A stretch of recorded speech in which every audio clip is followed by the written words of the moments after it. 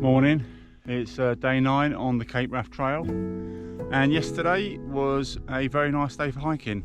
So we had a couple of showers in the morning, but after that it cleared, nice temperature, a little bit of a breeze, and bashed out, I think it was just over 21 miles. So I ended up pitching up near, I think it's Dundonnell house.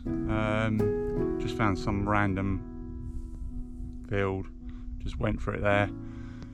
It really wasn't a very good pitch, it was a bit on a slant, but hey, I just needed to get my head down, so that was plenty for me yesterday. And then today is a short one, so it's about 13 miles to Ullapool, where I have a hotel. So looking forward to that, and looking forward to washing my clothes because I am humming now. Just to chill out, so I'm hoping I'm going to get there early afternoon, and then I've got the rest of the afternoon and the evening just to chill. So looking forward to that, and recharge batteries for the final push. So I'll bring you along the way.